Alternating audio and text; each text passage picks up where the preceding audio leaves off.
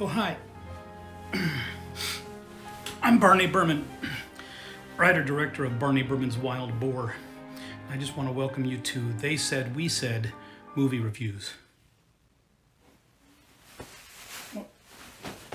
What?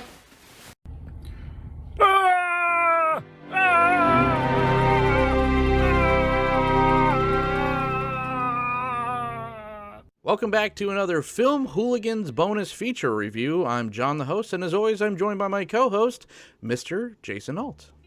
Hey everybody, thanks for joining us. We are talking about a grindhouse horror gore fest film. This is Wild Boar. What's that? It's a longitude and a latitude, and that looks like some sort of frequency. A frequency to what? To a blip. A beacon. Are you ready for your minds to go? Wait! Don't go in there. What if this is one of those moments? None of you ever seen a movie? Might be amazing. Now the only way that we're gonna live is to go through that hole.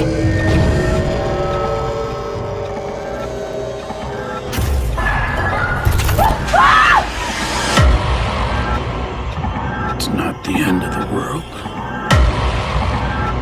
It's the beginning of a new one. See if you can stay off the menu.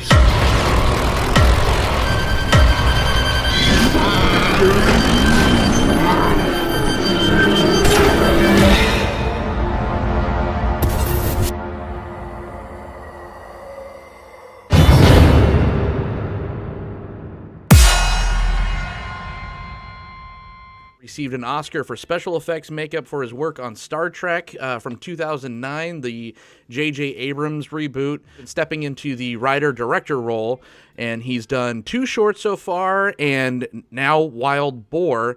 This is his first feature. So, Jason, what did you think of The Hills Have Swines, Planet of the Pigs? This movie starts out and you sort of like vaguely recognize some of the actors, which is, it's good, right?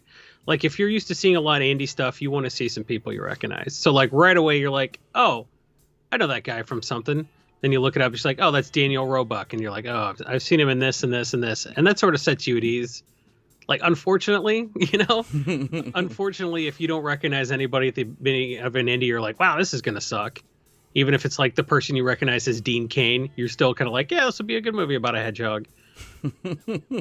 It seemed a little more competent than like your average independent film, and I never really lost that feeling the whole way through.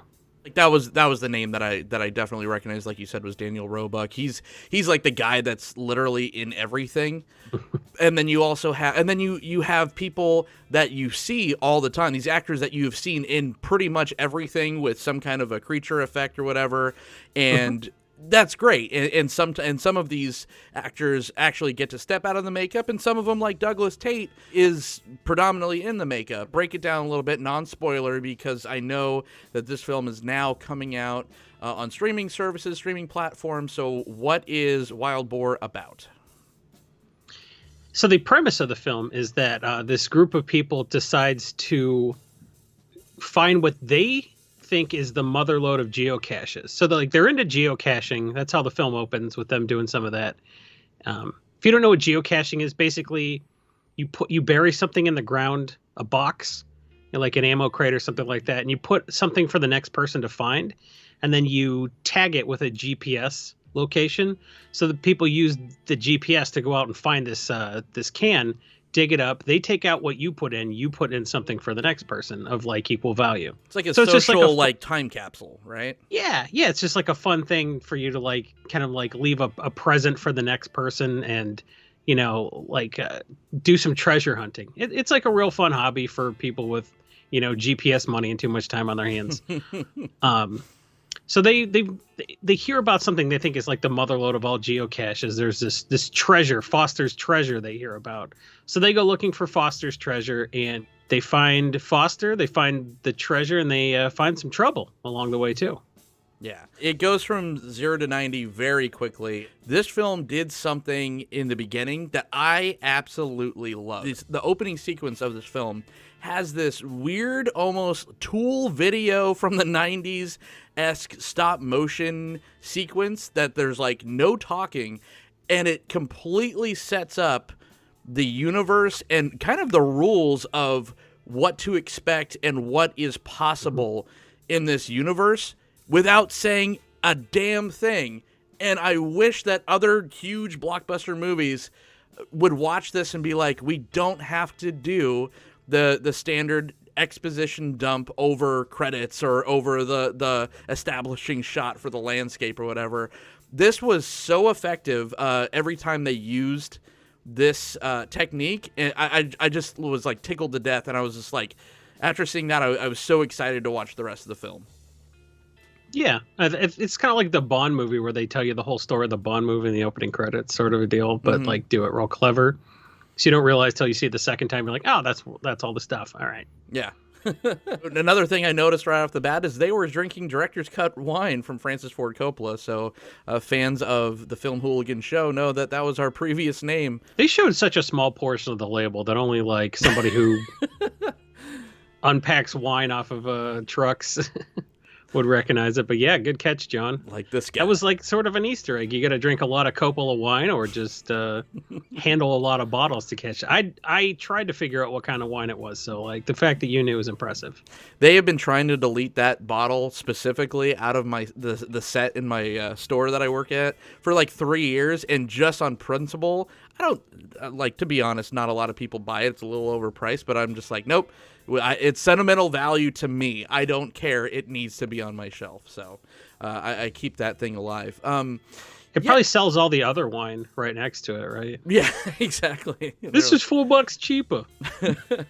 That's how people talk in where you're from. Wherever I'm from, yeah. I liked that, as well as the decision-making of just featuring great wine like director's cut. I liked that our actors, or our characters, rather, actually made some great decisions. There was this scene where they're kind of going down the Wonderland rabbit hole, so to speak, and someone just does something, like flips on a light. Oh, no, tells everyone to flip off their light just so they could get their eyes adjusted to the dark to where they could actually see the light, in the natural light in the cave. I thought that was so cool. I'm like, man, these are real-life decision-making going into this, like, grindhouse film.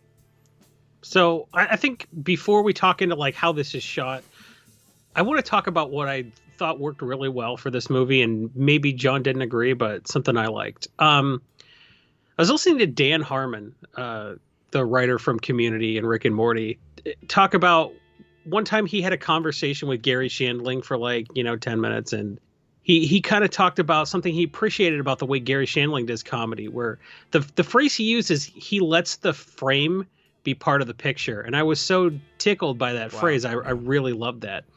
I think what worked about this movie for me is because it was a horror film devoid of dramatic irony. Yes. It wasn't one of those things like you don't want to scream, don't go in there. You genuinely don't think they're making dumb decisions, like going off on their own for no reason. None of the typical things that people do in horror movies that are dumb that gets them picked off did anybody do in this movie. And I really appreciated that because they broke the fourth wall a little bit just by talking about things that happen in movies. So they wanted this movie to exist in a world where people have seen movies and know the kind of mistakes that people make in a movie like this and don't do them. And the frame was part of the picture, like these people had. It's like, what if someone had seen lots of horror movies, ends up in a horror movie? Would they make the same mistakes? No, they wouldn't. So their actions were informed by having the same knowledge that the audience has watching this movie. So if you watch a lot of slashers, you're going to be like, wow, they should do this. They should do this. Well, they do that. And it turns out it doesn't always work out how you think it would.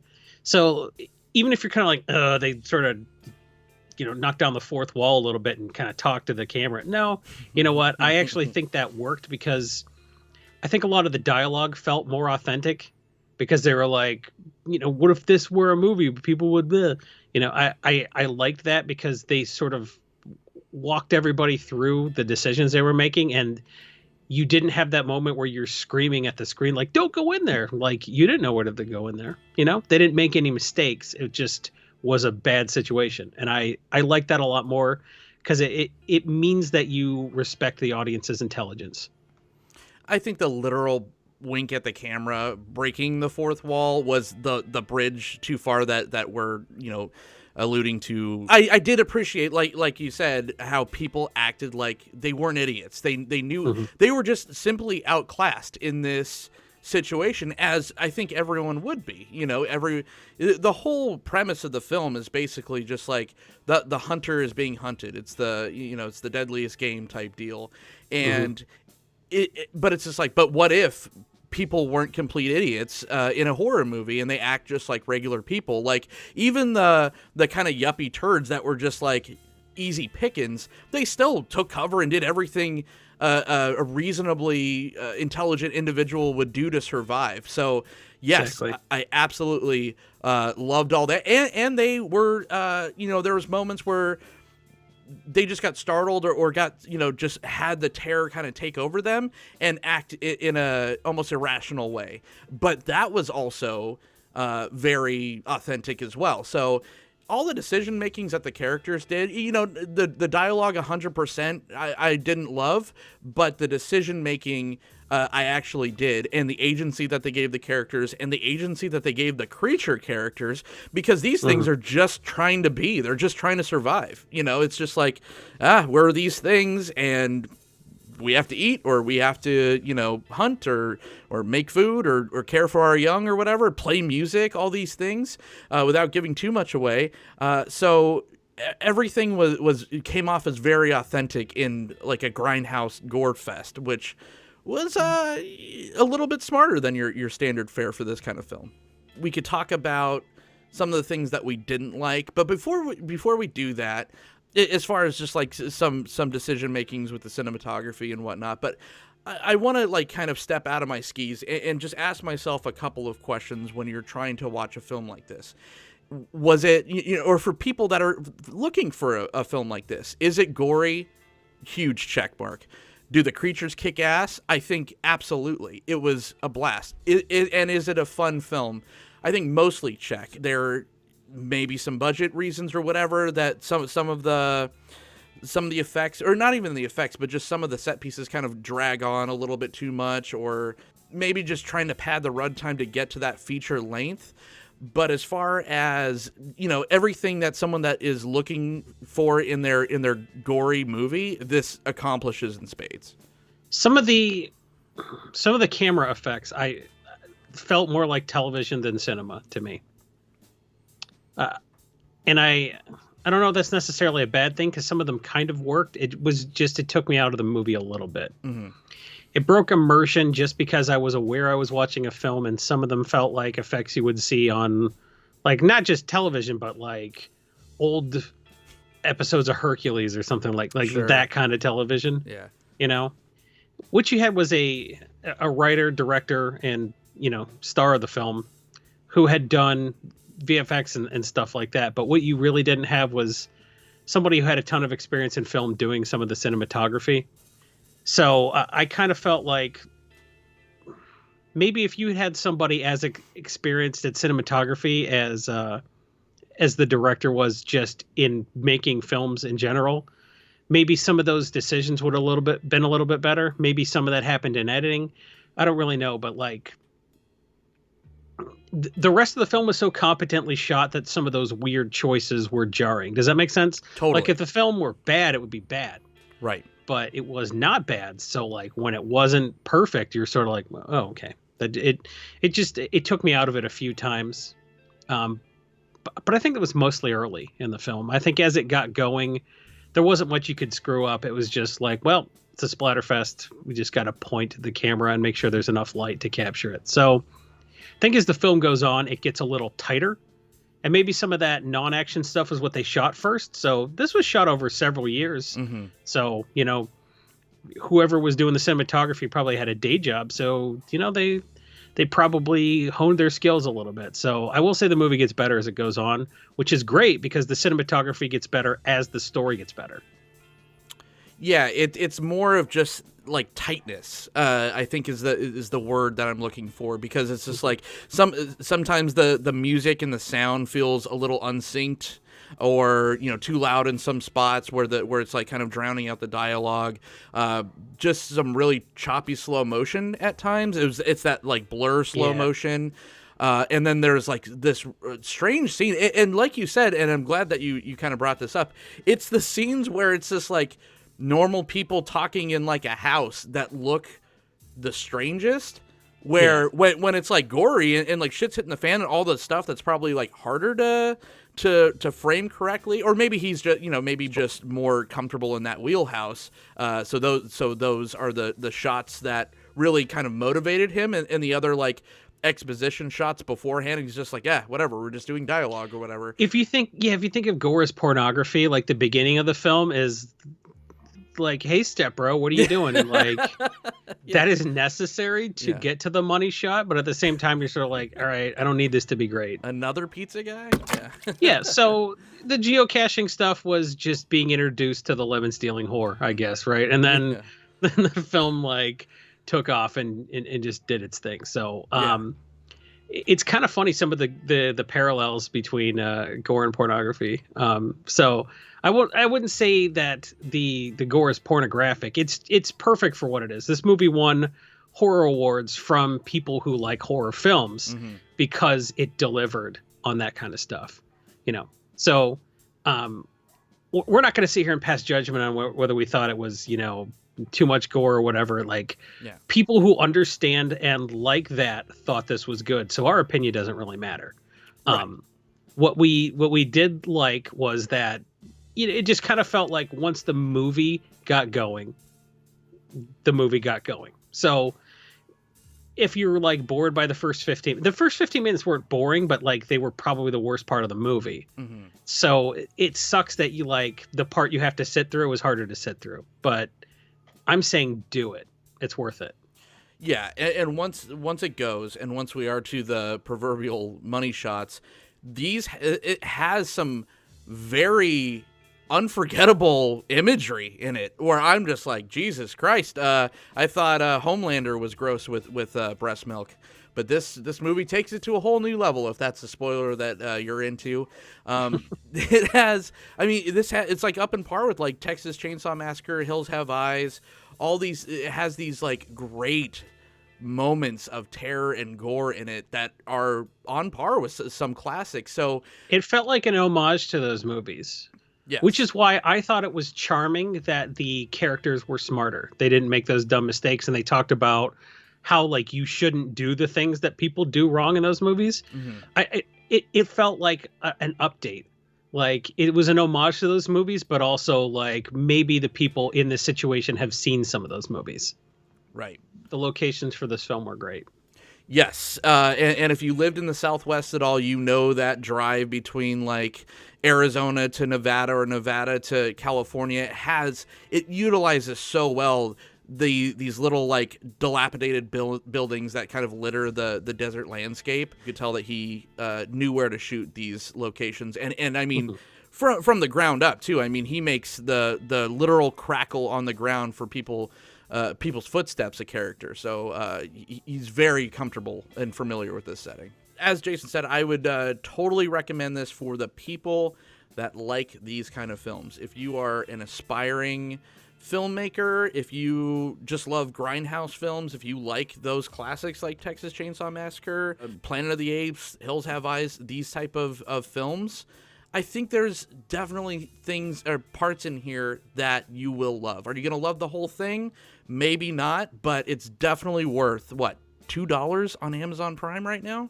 I mean, you don't even need to qualify it. If you want to see horror movies, this is a horror movie that it is 100% worth paying $2 on Amazon Prime for. Yeah. Like 100%. Like the person who made this movie happen, Barney Burman, has won awards for his, VFX work. And he clearly cares about the medium, clearly cares about the genre specifically. He put a lot of himself into this movie, and it shows. It's an homage to all your favorite classic horror movies, and for $2, like, it's a can't miss.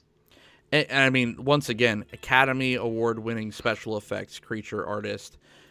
You get that level of creature effects in this film. So it's incredible stuff. So go out and don't go anywhere. Just at your home. Just simply You can't go out. You can't go anywhere.